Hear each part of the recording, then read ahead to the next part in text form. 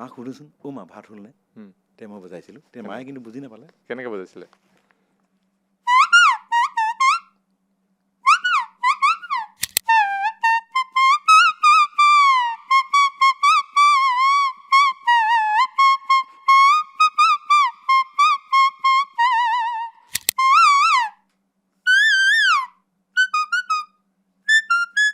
মই ভাবিছিলোঁ প্ৰথমে আপুনি সুৰ তোলে বুলি অকল পাতটোত, আপুনি এতিয়া পাতেদি কথাও কয়।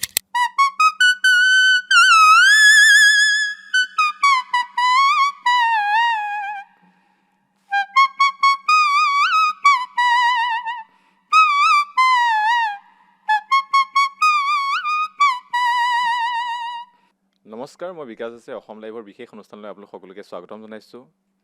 আজি এজন বিশেষ ব্যক্তিক আজি আমাৰ অনুষ্ঠানৰ অতিথি কৰিছোঁ। তেওঁ বিশেষ এটা প্ৰতিভা আছে, গছৰ পাতত সুৰ তোলে, আৰু সেইবাবেই আজিৰ মোৰ অনুষ্ঠানৰ অতিথি কৰিছোঁ। প্ৰথমে আপোনাক স্বাগতম জনাইছোঁ। নমস্কাৰ। মৰিয়নিৰ পৰা ইমান কষ্ট কৰি আহিলে, তাৰ বাবে প্ৰথমে অশেষ ধন্যবাদ জ্ঞাপন কৰিছোঁ। আৰু সামাজিক মাধ্যমতো দেখি আছিলোঁ আপুনি জুবিন দাৰ কিছু গীত গছৰ পাতত সুৰ তুলিছে। কেনেকৈ তুলিছে এনেকৈ? আচলতে বহুত আগলৈ গুচি যাব লাগিব ক'বলৈ হ'লে। 1970 চনত মোৰ বয়স 13-14 বছৰ এনেকুৱা আৰু। সেই সময়ত মই গৰু চৰাই আছিলোঁ আচলতে বহু ল'ৰাৰ লগত। তেওঁলোকে যিকোনো গছেৰে মানে আচলতে মাতটো উলিয়াইছিলে, টেট টেট কিবা কিবি আৰু। তেতিয়া ময়ো সিহঁতৰ লগতে উলিয়ালোঁ মানে। আচলতে গান বহুত পাছত, তাৰ 3 মাহৰ পাছতহে মই ৰেডিঅ' শুনি থাকোঁতে লতা মঙ্গেশকাৰে গোৱা জোনাক কয় ৰাতি অসমীৰ মাটি এই গীতটি ভূপেন দাই লেখা, পিছতহে জানিছোঁ, সেইটো বজাবলৈ শিকিলোঁ। পূৰা 3 মাহ লাগিলে মোৰ গানটো, যে সেই গীতটো যেতিয়া মই পাৰিলোঁ, বাকী যিয়েই ভাবোঁ সকলো পাৰিলোঁ। তেতিয়া হিন্দীও শিকিলোঁ বহুত বজাবলৈ। কিন্তু বজাই থাকি মানে তেতিয়াৰ পৰা 70 চনৰ পৰা প্ৰায় 30 বছৰলৈকে কোনো ৰাইজৰ আগতে মই বজাই নাপালোঁ। 2011 চনত শিমলুগুৰিত আছিলোঁ মই চাকৰি কৰি। তেতিয়া পোহাৰী লতা বুলি কয় পাতখনৰ নাম। এই পোহাৰী লতাটো আনি পিনি মই বজাই থাকোঁতে তাৰ ৰাইজে জানি পিনি মোক বিহুলৈ মাতিলে। আপুনি গছৰ পাতটোৰ কথা কৈছে, কেনেকুৱা হয়, কি হয় পাত? গছৰ পাত এইখন পোহাৰী লতাৰ পাত, এইখন পোহাৰী লতাৰ পাত বুলি কয়। এইখন আচলতে আমাৰ ৰজাৰ দিনৰ তেওঁলোকে অনা পাত। যিসকলে কাম কৰোঁতে খুব কষ্ট কৰিছিলে, পানী খাবলৈ সেই সময়ত ৰজাৰ দিনত চাগে গিলাচ নাছিলে, তেতিয়া তেওঁলোকে কোৱা মতে এনেকৈ বনাই পিনি তাত পানী খাইছিলে। ধুদৰালি যিসকলে কৰি আছিলে, ধোঁতবিলাকে বনাইছে বুলি কয়, তেওঁলোকে এইটো প্ৰথম তেনেকুৱা ব্যৱহাৰ কৰিছিলে। আৰু এটা কথা শুনিছোঁ মই, ৰজাৰ দিনৰ কথা, তিৰোতাসকলৰ নাম আছিলে পোহাৰী। সেই পোহাৰীবিলাকেই তেতিয়াই এইটো মাছ বিক্ৰী কৰিছিলে ইয়াত। তাৰ পাছতো এইখনত বহুতে এতিয়া বাগানীয়াবিলাকে তেওঁলোকৰ সকামত ব্যৱহাৰ কৰে। ইয়াতকৈ ডাঙৰ হয়, ভাত খাব পৰাকৈ হয়, তাতে খায়। আচলতে এইখনেই পোহাৰী লতা। আমি কথা পাতিম, হয়, পাতখনৰ বিষয়ে আৰু জানিম, কেনেকৈ বজায় সেইটোও জানিম। কিবা এটা শুনি ল'ব পাৰিম নেকি অনুষ্ঠানটো? প্ৰথম ভূপেন দাৰ সেইটোতো ভূপেন দাৰ গানেই, জোনাক কয় ৰাতি অসমীয়া মাটি। তাৰপিছত ভূপেন দাৰ গানেই প্ৰায় শিকিলোঁ। আজি মই আৰু জয়ন্ত দাৰ গানো প্ৰায় মই বজাওঁ। ভূপেন দাই আৰু জয়ন্ত দাই গোৱা শ্বিলঙৰে মোনালি চালিং এই গীতটি মই খুব ভাল পাওঁ। মই ঘৰতো বজাওঁ, মই বেলেগতে বজাওঁ। আজি এইটো বজাইছোঁ মই প্ৰথম। ঠিক আছে।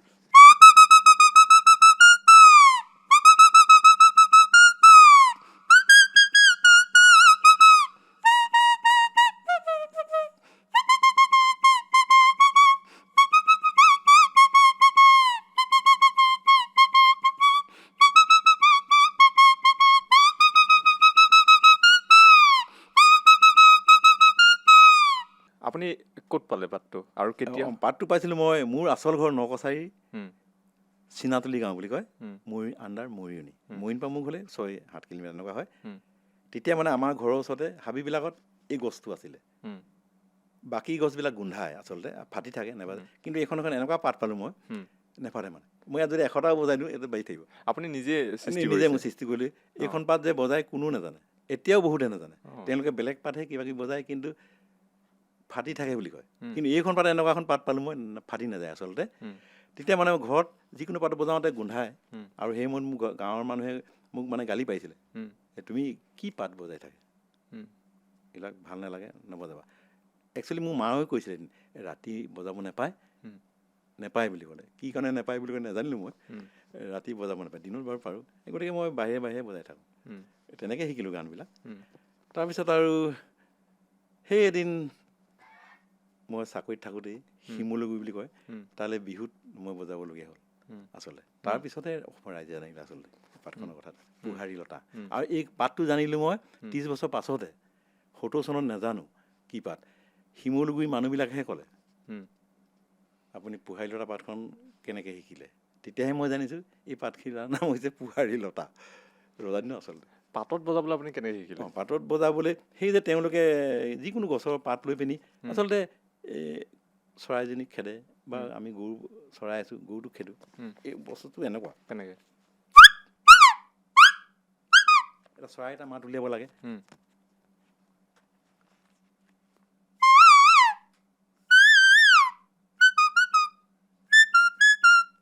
এইবিলাক মানে পাতেদি উলিয়াই তাৰপিছত এইবিলাক যেতিয়া মই পাৰিলোঁ তেতিয়া এদিন মাক নিজে নিজে আহিলে। প্ৰথমতে এটা গান হোৱা নাই মোৰ। মাক সুধোচোন মা ভাত হ'লনে? তেতিয়া মই বজাইছিলোঁ। তেতিয়া মায়ে কিন্তু বুজি নাপালে। কেনেকৈ বজাইছিলে?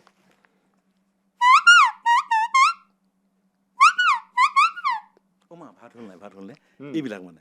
কিন্তু এইটো এতিয়াও আকৌ এবাৰ বজাই শুনাব নেকি আপুনি এইটো?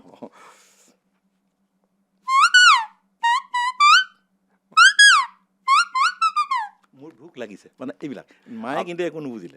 মই ভাবিছিলোঁ প্ৰথমে আপুনি সুৰ তোলে বুলি অকল পাতটোত, আপুনি এতিয়া পাতেদি কথাও কয়। কথা মানে এইটো আৰু মই নিজে ভাবি লৈছোঁ আৰু মা ভাত হ'লনে বা কিবা। কিন্তু অনুভৱ কৰিছোঁ বা আপুনি যিটো সুধিছে গম পাইছোঁ যদি এনেকুৱা কয়। আৰু কিবা কয় নেকি আপুনি পাতটো দি? এই কোনটো পক্ষীয়ে কেনেকৈ মাতে এইবিলাক ইয়াত পাৰি মানে অলপ শুনিম। এতিয়া এই চৰাইটো মাতটো বেছি কওঁ মই। আৰু কি চৰাই মাত দিব? যিকোনো চৰাই যেনেকৈ এইটো মানে মোৰ মনত নাই ইমান পাৰি মানে মই চাইছিলোঁ। আৰু এটা বিশেষ গীত মই জুবিনদাৰ এটা গীত আপুনি সামাজিক মাধ্যমত দেখিছিলোঁ, কাৰো কোনোবাই আপোনাৰ ছ'চিয়েল মিডিয়াত দিছিলে। হয় হয়। তাৰপিছত সেই গীতটো কিন্তু এতিয়া যথেষ্ট ৰাইজে ভাল পাইছে। আমি গীতটো যেতিয়া অকণমান শুনিব পাৰোঁ আপোনাৰ কণ্ঠত। সেই গানটো মই বজাওঁতে ভবা নাছিলোঁ ইমান ভাল পায় বুলি। গানটো আছিলে বাটৰে শেষতে। এই গানটো মোৰ প্ৰথম শুনিয়ে খুব ভাল লাগিছিলে। তাৰপিছত যেতিয়া মই এঠাইত বজাবলৈ মাতিলে তেতিয়া তেওঁলোকে সকলো ৰাইজে মোক ক'বলৈ ধৰিলে মানে ইমান ভাল লাগিছে। তেতিয়া মই ভাল লাগিছে মনটো। ঠিক আছে, আজি মই বজাই শুনিছোঁ। ঠিক আছে।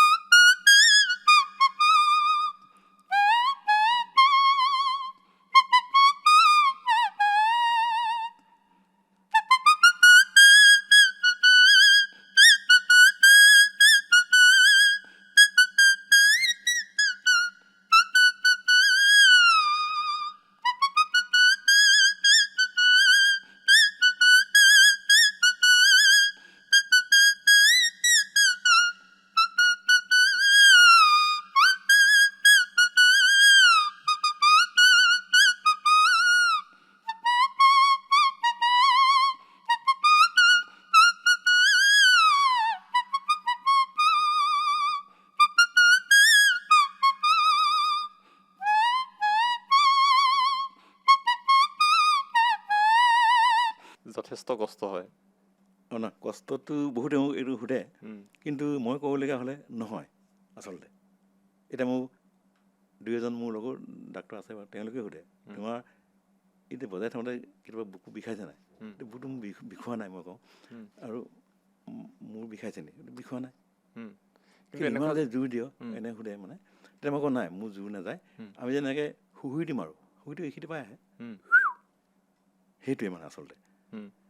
তাৰমানে মোৰ এই বুকু পৰা নাযায়, মোৰতো এইখিপাই যায়। মই ফুৱাইছোঁ যে এইটো যায়। তাৰপিছত আৰু এটা কথা বহুতে সুধিছে, এইটো মই আগতীয়াকৈ কৈ দিছোঁ বাৰু।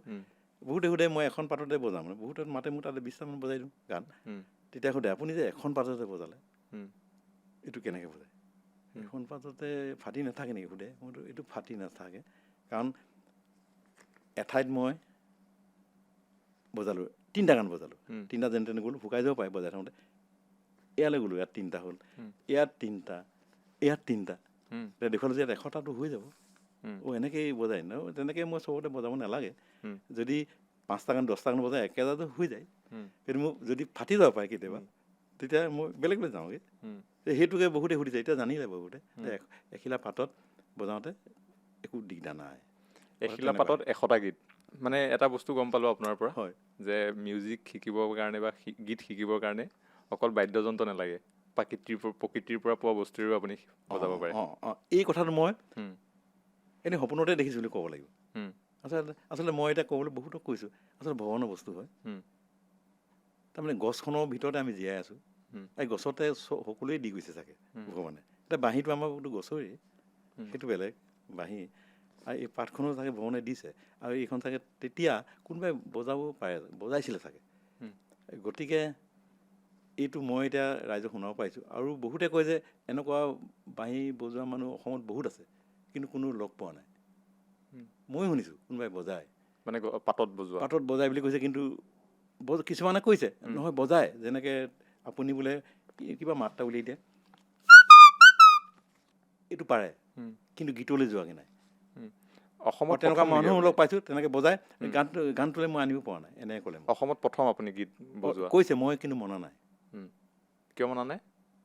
নিশ্চয় আছে, এই পাত, গছৰ পাতহে। যদি কোনেও শুনা নাই তেন্তে কেনেকৈ আছে বুলি ভাবিছে? কোনো শুনা নাই, ময়ো শুনা নাই, কিন্তু মই এনেকৈ শুনিছোঁ। আপুনি কেনেকৈ ভাবিছে আছে বুলি?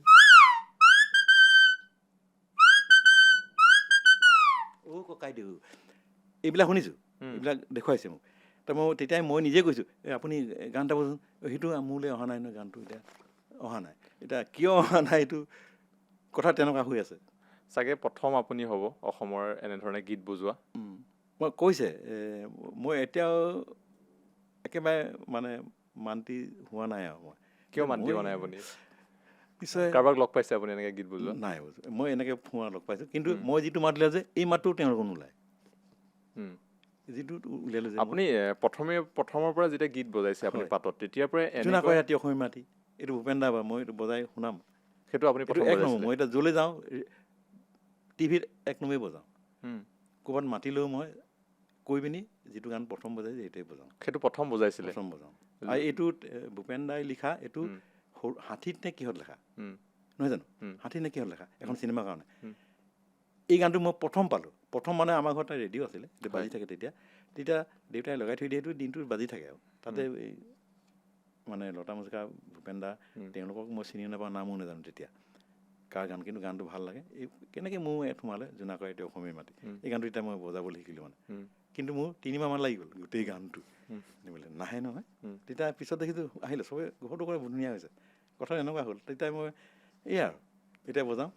ঠিক আছে, গীতটো জোনাকই ৰাতি অসমীয়া মাটি, জিলিকি জিলিকি কৰে। আৰু এটা কথা কৈ দিছোঁ, এতিয়া মোৰ বয়সটো 1858 জন্ম, কিন্তু ভূপেন দাই লিখিছিলে 62 বোলে। আৰু এতিয়া মই এইটো কাৰণে কৈছোঁ, মই কেতিয়াবা ৰাতি শুওঁতেও ভাবোঁ কথাটো, এই গীতটো মই কিদৰে মোক ভগৱানে দিলে। ভূপেন দাইটো তেতিয়াই লেখা, 59 নে 60ত লেখা, মোৰ 58ত, 1858।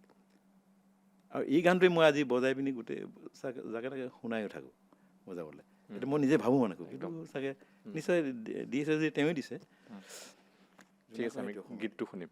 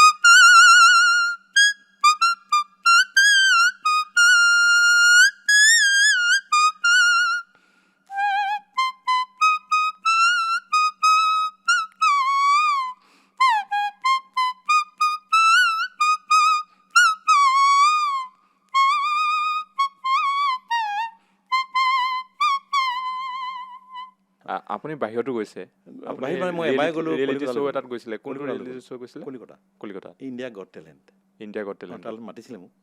আচলতে মাতিছিলে মোক মুম্বাই, মই যাব নোৱাৰিলোঁ। তাৰ এমাহৰ পিছত মাতিলে হেৰি কলিকতালৈ মাতিলে। তাত এদিন কি বজাইছিলে? তাত 15টামান হিন্দীয়ে বজালোঁ। আপুনি হিন্দী গীতো বজায়? বজাওঁ মই। অঁ, তাত হিন্দী বজালোঁ। প্ৰথম সুধিলে এই পাঠখনৰ নাম সুধিলে। তাত বৰ হাঁহি উঠা কথা কিছুমান আছে, এতিয়া ক'ব পাৰি নহয়? পাৰি। প্ৰথমে যে আপুনি কিছ লে আয়া, মই সিমান হিন্দীও নাজানো বাৰু।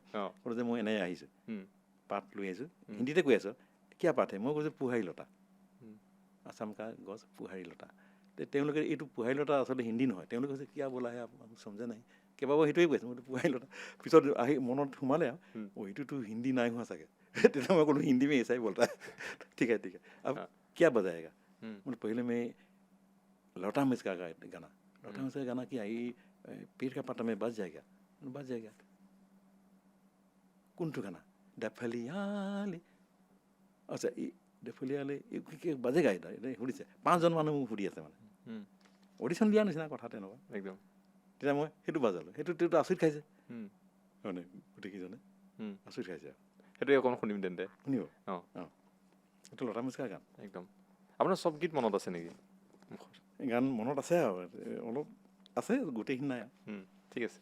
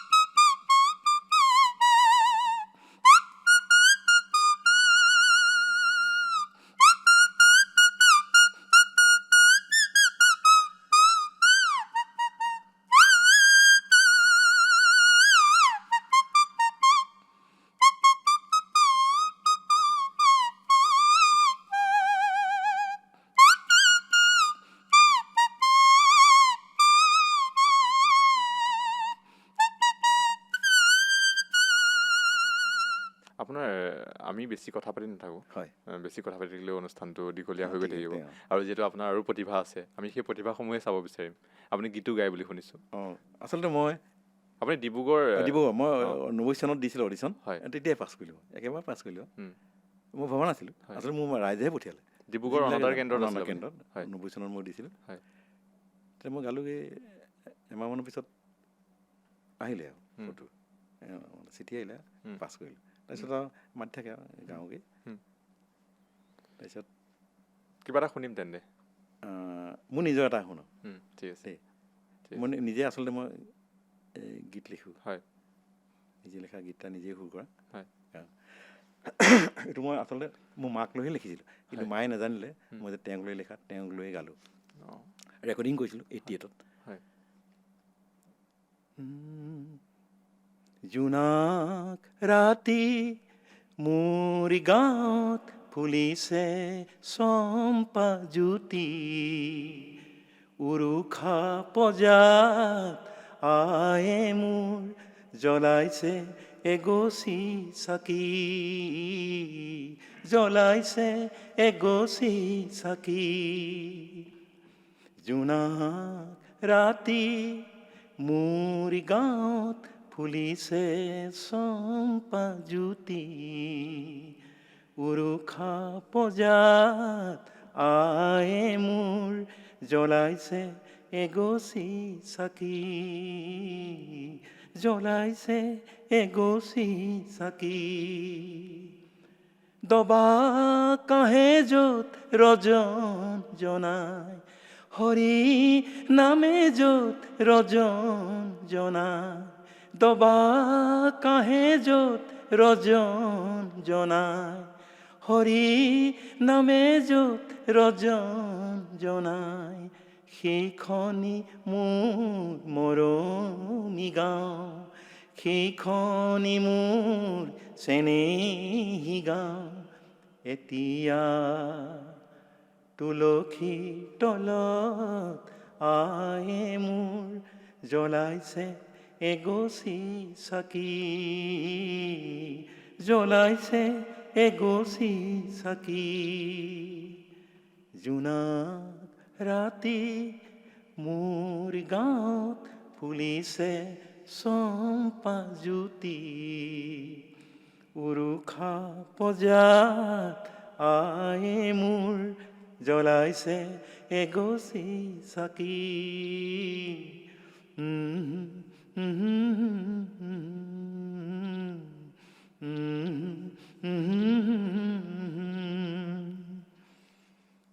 বাহ, ইমান ধুনীয়া লিৰিক্স। আজিকালি এনেধৰণৰ কথাৰ গীত যথেষ্ট কম।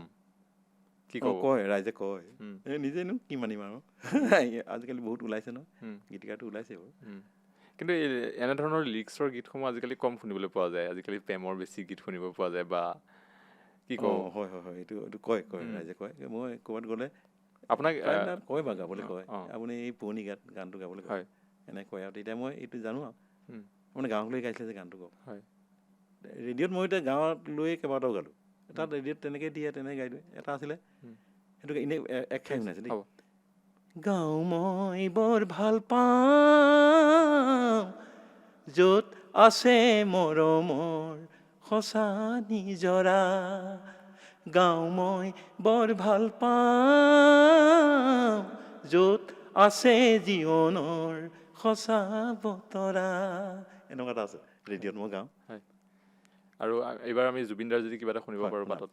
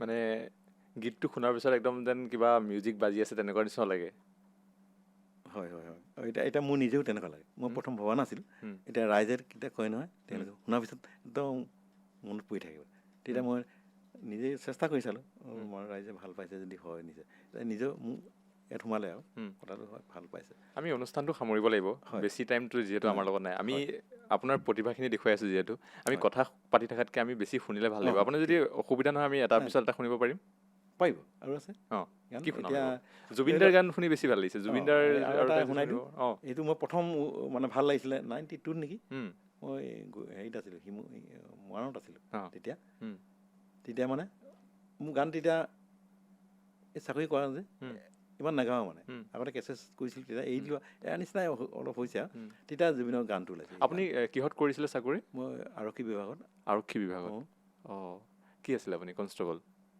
ভৰ্তি কনিষ্টবল অঁ হাবিলদাৰ নায়ক লিষ্ট নায়ক এছাই এয়া আৰু পিছত গৈ আৰক্ষী বিষয়া তাৰপিছত এনেকুৱা এটা প্ৰতিভা অঁ আৰু এইটো আকৌ মই আৰক্ষী বিষয়া হৈ পিনে উম, ৰেডিঅ'ত পালোঁ 90ত অঁ মই 87ত পালোঁ অঁ পৰীক্ষা দিলোঁ পাছ উম। কৰিলোঁ তাৰপিছত সেয়া আৰু পাই পিনি তাৰপৰা তেতিয়া মানে মোৰ আৰু বেছি আপুনি ভাল কিতাপো লাগিলে কিতাপো লিখিছে আপুনি মই কিতাপ লিখিছোঁ এতিয়ালৈকে 4-5খন ওলালে উম, তাৰে এখনত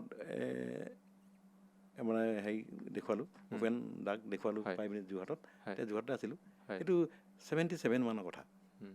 তেতিয়া লেখা মোৰ আপোনাৰ কেতিয়াৰ পৰা আপুনি এইবোৰ সংগীত চৰ্চা কৰি আছে বা আপুনি আৰক্ষী বিষয়াত কেতিয়া জইন কৰিছিলে বয়স কিমান আছিলে তেতিয়া মই পূৰা 20 বছৰমানতে সোমালোঁ 20 বছৰ তেতিয়া আপুনি সংগীতৰ চৰ্চা এনেকৈ কেতিয়াৰ পৰা তেতিয়া কৰি আগতে ঘৰত মানে 13 বছৰ মানৰ পৰা গৈ আছে সৰুৰ পৰাই তাতকৈ সৰুৰ পৰা তাতকৈ সৰুৰ একদম পৰা সৰুৰ পৰা মানে যেতিয়া মই পঢ়া হ'লোঁ যিকোনো গান এনে গাই থওঁ উম, ৰেডিঅ' গান নহ'লে চিনেমা টিনেমা এইবিলাক গানবিলাক উম, গাওঁ সেইবিলাক গান গাওঁ তাৰপিছত আৰু যোৰহাটত পৰীক্ষাও দি মানে হয় পঢ়িলোঁ এজনৰ ওচৰত কিন্তু পৰীক্ষা চৰীক্ষা দিয়া নহ'ল মোৰ উম, সেয়াই গান তেনেকৈ শিকিলোঁ হাৰমনিয়াম শিকিলোঁ হয় তেনেকৈ চাকৰিটা নিজে এখন হাৰমনিয়াম লৈছিলোঁ নিজেই শিকিলোঁ উম, কাৰো পৰা শিকা নাই কিন্তু মই নিজে নিজে মানে উম, তেনেকুৱা উম। এই আৰু এইবাৰ আমি শুনিম কিবা এটা এইবাৰ মই দীপালী বৰঠাকুৰ বাইদেউৰ গান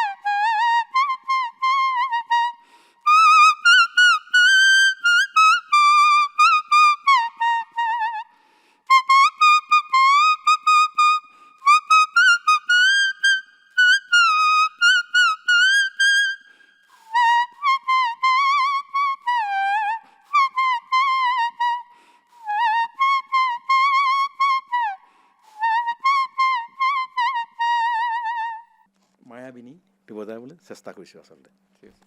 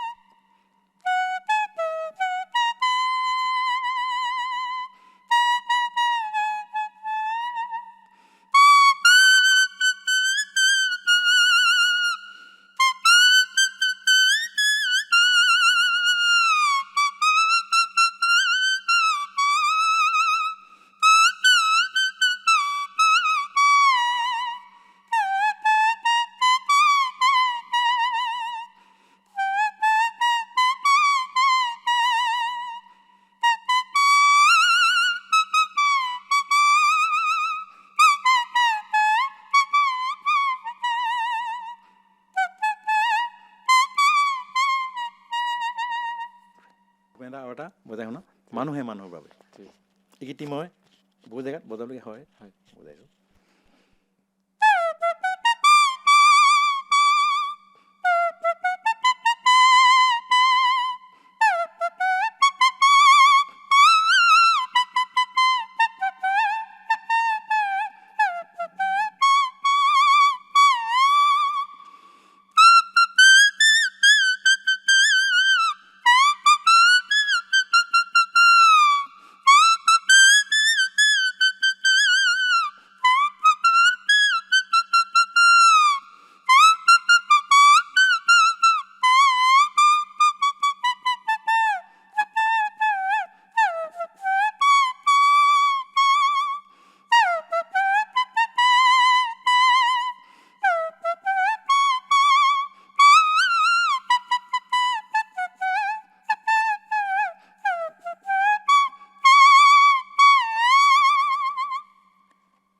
আৰু আমি অনুষ্ঠানটো সামৰিব লাগিব আৰু ইমান সময় দিয়াৰ বাবে বহুত বহুত ধন্যবাদ জ্ঞাপন কৰিছোঁ। আৰু বিশেষকৈ আপুনি যিহেতু মৰিয়নিৰ পৰা আহিছে, আহি ইমান সময় দিলে তাৰ বাবে বহুত বহুত ধন্যবাদ জ্ঞাপন কৰিছোঁ। শেষত কি শুনাব আপুনি?